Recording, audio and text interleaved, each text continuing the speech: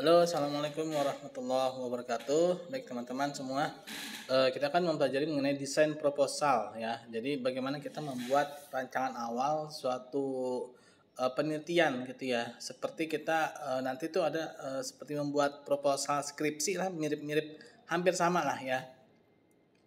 Nah, ini pertama-tama kita akan membuat yang namanya bagian pendahuluan ya. Ini adalah bagian yang dimana isinya itu seperti pengantar lah ya. Pengantar dalam membuat suatu penelitian ya. Yang dimana temanya itu yang sudah kita tentukan ya. Yang sudah kita tentukan terlebih dahulu ya.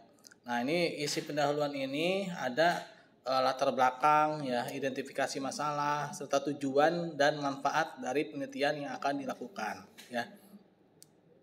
Nah, kita ketika akan membuat skripsi atau mungkin tesis dan disertasi itu pasti ada bagian pendahuluan ya. Nah, pertama latar belakang masalah. Apa sih yang menjadi latar belakang? Istilahnya itu alasan apa sih kita tuh memilih tema itu gitu ya. Yang pastinya memilih temanya itu tidak boleh subjektif teman-teman. Subjektif itu misalkan gimana? Berdasarkan pada emosi atau berdasarkan pada pendapat pribadi kita. Misalkan gini, kita memilih suatu tempat gitu ya. Terus kita bilang tempat ini saya pilih karena paling bagus. Bagus menurut siapa gitu kan? Bagus apa tolok ukurnya gitu loh ya. Misalkan paling dekat, loh dekat dengan siapa gitu kan? Nah jadi tidak boleh seperti itu ya teman-teman ya dalam memilih sesuatu gitu ya dalam penelitian ya, baik itu tema. Misalkan ada tema nih, saya pilih tema ini karena tema ini paling gampang gitu kan? Paling gampang gimana gitu loh? Tidak, jadi tidak boleh subjektif gitu kan, gampangnya maksudnya gimana gitu ya. Jadi harus ada semacam penjelasan yang lebih objektif gitu ya, yang bisa kita utarakan gitu kan untuk menentukan suatu tema atau mungkin tempat objek yang dijadikan sebagai tempat penelitian ya. Nah ini ya latar belakang masalah apa perkembangan mengenai perkembangan teknologi ya pada saat ini ya kan. Ini juga merupakan hal yang sangat penting teman-teman. Kenapa? Karena perkembangan teknologi saat ini membuat wilayah itu menjadi semakin seolah-olah ya semakin sempit gitu ya, seolah-olah semakin gampang dijangkau dan juga gampang diakses ya. Ini merupakan suatu tantangan dan juga suatu peluang teman-teman ya. Nah, jadi kita ini kadang membuat menjadi semakin dalam tanda petik males gitu ya. Karena begitu mudahnya gitu ya. Nah, itu juga merupakan tantangan ya. Nah, terus kebutuhan pemahaman mendalam ya. Diperlukan pemahaman yang lebih mendalam mengenai topik penelitian. Nah, jadi kita tadi ya tidak boleh subjektif tadi itu ya, tidak boleh berdasarkan hanya pada sudut pandang kita saja ya. Jadi kita harus benar-benar memilihnya itu karena ada alasan-alasan yang memang didukung oleh data-data gitu loh. Ya bukan misalkan mohon maaf ya, menurut wangsit saya gitu kan. Nah, itu tidak diperbolehkan seperti itu gitu kan. Jadi dia harus benar-benar objektif, data-data yang mendukung yang mengarah untuk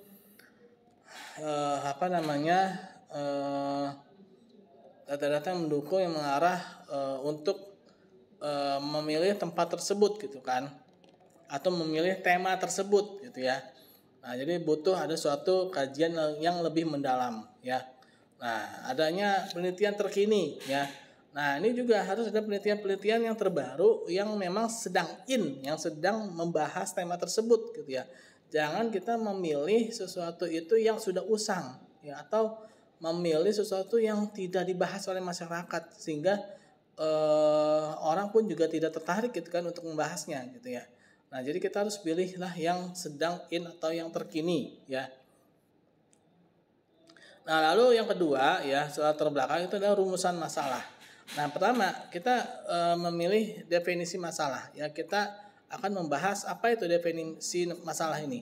Nah, definisi masalah atau dia termasuk di dalam ya bagian dari rumusan masalah ya. Ini adalah kita mendefinisikan ya dari sekian banyak masalah yang ada, kita memilih satu masalah gitu ya. Nah, ini ya. Jadi kita memilih satu definisi masalah ya. Nah, kita menjelaskan secara rinci ya. Nah, lalu fokus penelitian ya. Nah, sudah didefinisikan, kita fokuskan pada bidang apa gitu ya. Nah, apa yang akan kita lakukan ya? Didefinisikan secara jelas ya. Lalu pertanyaan penelitian. Nah, biasanya pertanyaan penelitian ini pada penelitian bersifat kualitatif ya. Jadi nanti ada penelitian kuantitatif, ada penelitian kualitatif ya. Apa bedanya kualitatif kuantitatif ya? Kalau kualitatif itu ada penelitian yang bersifat menyampaikan. Jadi gini ya, jangan sampai salah ya teman-teman ya. Perbedaan kuantitatif dan kualitatif itu bukan perbedaan yang berdasarkan pada penggunaan angka. Ini sering sekali ya akademisi gitu ya membedakan ya antara kualitatif dan kuantitatif. Itu dia bilang gini, kalau kuantitatif itu menggunakan angka, kalau kualitatif itu tidak menggunakan angka. Itu salah ya. Itu pernyataan yang salah teman-teman. Kalau kualitatif itu ada angkanya juga ya, tapi dia tidak melihat pengaruh antara angka tersebut ya. Ya, tidak melihat hubungan ya pengaruh antara angka-angka tersebut. Jadi kalau kualitatif itu ada angka tapi dia hanya menyampaikan angka tersebut gitu ya. Hanya menyampaikan saja ya kalau kualitatif ya. Kalau kuantitatif dia selain menyampaikan, dia juga ada pengaruh, ada hubungan antara angka yang satu dengan angka yang lainnya gitu ya. Jadi ada hubungan dua variabel. Nah, itu kuantitatif ya. Jadi kalau kuantitatif itu penelitian yang menggunakan angka-angka yang pastinya ya, tapi dia yang lebih jelas lagi dia ada hubungan antara variabel-variabel angka tersebut. Nah, itu kuantitatif ya. Nah, kalau pertanyaan penelitian ini biasanya kualitatif ya. Nah, lalu tujuan penelitian. Nah, pertama kita mengidentifikasi masalah ya. Nah, penelitian ini bertujuan untuk mengidentifikasi masalah-masalah utama yang terkait dengan topik yang diteliti ya. Nah, kita identifikasikan masalah ya, lalu menganalisis faktor-faktor ya. Nah, penelitian ini juga bertujuan untuk menganalisis faktor-faktor yang mempengaruhi masalah tersebut dan mencari solusi yang potensial ya. Lalu merumuskan rekomendasi ya. Nah, hasil analisis akan digunakan untuk merumuskan rekomendasi yang dapat diterapkan untuk mengatasi masalah yang teridentifikasi ya. Nah, manfaat penelitian apa sih? Manfaat penelitian pertama, adanya kita kontribusi teoritis, adanya kontribusi teori yang kita lakukan ya. Jadi kita bisa mengetahui teori ini sebenarnya benar atau tidak gitu kan. Teori ini masih relevan atau tidak ya. Nah, jadi kita bisa tahu nih bahwa ilmu ini ternyata masih relevan. Dan juga manfaat praktis, kita bisa mengetahui oh ternyata masyarakat ini ya ada yang kurang gitu loh. Nah, ada yang kurang nih. Menurut teori ini ada yang kenapa sih misalkan tentang kesehatan gitu ya. Oh, menurut teori kesehatan nih harus ada yang ini nih. Kenapa kok terjadi stunting misalkan ya? Oh, karena tadi ini ada yang kurang nih. Nah, jadi ada manfaat praktisnya ya. Jadi masyarakat langsung merasakan, oh iya, lupa gitu kan. Nah, lalu tinjauan pustaka. Nah, ini juga bagian menyajikan ulasan kritis tentang penelitian sebelumnya. Ini penting ya. Kenapa? Karena ketika kita menulis, pastinya itu ada orang lain yang sebelumnya menulis yang hampir sama tulisan kita. Mungkin perbedaan wilayah, perbedaan waktu yang menyebabkan adanya perbedaan tersebut. Tapi bisa jadi hasilnya sama atau mungkin bisa jadi hasilnya bertolak belakang atau hasilnya itu berbeda gitu ya, karena perbedaan wilayah gitu ya, perbedaan kebijakan gitu kan, menyebabkan adanya perbedaan tersebut ya. Nah, kerangka teoritis. Nah, ini contohnya, misalnya ada teori motivasi. Nah, ini adalah konsep dasar tentang kebutuhan manusia yang mendorong tindakan ya. Lalu ada teori pembelajaran ya. Ini ada contoh aja ya. Jadi yang paling tinggi itu teori motivasi, lalu ada pembelajaran, prinsip bagaimana manusia mempelajari dan mengembangkan perilaku. Lalu teori kepemimpinan, konsep tentang sifat-sifat perilaku dan kemampuan dalam mempengaruhi orang lain. Nah, ini adalah contoh dari kerangka teoris ya, kerangka teoritis ya. Nah, jadi dalam kerangka teoritis itu jadi kita tahu apa sih yang menjadi puncaknya, apa sih yang menjadi tujuannya gitu ya. Dalam penelitian kita tuh apa sih gitu ya. Contohnya nanti yang paling puncaknya itu agar termotivasi gitu kan. Nah, ada lagi istilah itu hipotesis. Nah, hipotesis itu apa sih? Ini adalah prediksi ilmiah. Jadi dia di bawah teori posisinya ya. Jadi hipotesis itu dia semacam anggapan tapi udah ilmiah gitu ya. Anggapan-anggapan ilmiah baru pendapat tapi ilmiah itu namanya hipotesis ya. Nah, dia di bawah teori ya. Nah, dia makanya dikatakan adalah prediksi ilmiah, prediksi ya. Nah, berdasarkan pada teori dan pengetahuan yang ada tentang hubungan antara variabel yang akan diteliti. Nah, hipotesis memberikan arah dan fokus bagi penelitian yang dilakukan ya. Nah, lalu ada namanya di hipotesis itu uji empiris. Nah, diuji ya bagaimana hubungan variabel-variabelnya ya, diuji bagaimana variabel-variabelnya itu bekerja ya. Nah, dengan sistematis. Nah, hipotesis yang baik dapat didukung atau ditolak berdasarkan pada bukti nyata yang ditemukan dalam penelitian ya. Lalu metode penelitian ya. Nah, pertama ada pendekatan-pendekatan yang dilakukan. Itu apakah pendekatan pendekatan kuantitatif atau pendekatan kualitatif ya. Nah, kalau pendekatan kualitatif tadi ya dia hanya menyampaikan ya. Ingat, ini tidak ada hubungannya dengan angka ya. Baik kuantitatif maupun kualitatif dua-duanya bisa pakai angka ya, tapi bagaimana memperlakukan angka itulah yang menjadi perbedaan antara kuantitatif dan kualitatif ya. Nah, lebih lanjutnya nanti belajar di mata kuliah metodologi penelitian ya. Nah, jadi kuantitatif dan kualitatif itu bukan perbedaannya bukan karena kualitatif nggak ada angka, kuantitatif pakai angka, bukan ya teman-teman ya. Jadi bukan di situ perbedaannya ya. Nah, lalu desain penelitian. Nah, desain penelitian yang akan digunakan adalah studi explanatory. Nah, jadi mengeksplanasi kan, menjelaskan eksplorasi kan. Nah, untuk menjelaskan hubungan antar variabel ya. Lalu populasi dan sampel. Kalau populasi itu semua ya. Kalau sampel itu bagian dari populasi ya. Populasi adalah target karyawan perusahaan X dan sampelnya adalah dipilih secara acak dari populasi tersebut ya. Nah, dalam pelaksanaannya penelitian ini menggunakan kuesioner sebagai alat pengumpulan data. Analisis data ya akan dilakukan ya dengan teknik statistik inferensial untuk menguji hipotesis dan menarik kesimpulan. Jenis dan sumber data. Ada namanya data primer, data yang dikumpulkan secara langsung oleh peneliti seperti data wawancara, observasi dan eksperimen ya.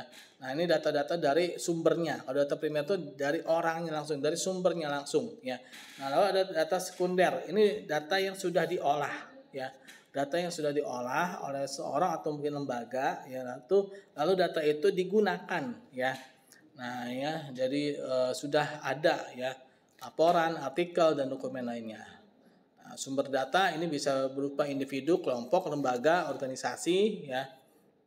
Lalu teknik pengumpulan data ya, dia bisa observasi ya dengan mengamati dan juga memeriksa gitu ya objek penelitian, dapatkan data primer yang akurat dan relevan ya. Lalu bisa dengan wawancara ya, itu dengan cara menanyakan langsung kepada sumbernya ya, tanya jawab ya dengan sumber ya untuk menemukan informasi yang kualitatif. Lalu dengan kuesioner ya, nah ini kepada responden ya. Untuk data kuantitatif ya. Lalu teknik analisis data. Nah, ini analisis kuantitatif ya, yaitu dengan mengolah data numerik ya, data angka dan menganalisis ya hubungan-hubungannya ya dengan regresi, uji hipotesis dan analisis varian. Lalu ada namanya analisis kualitatif.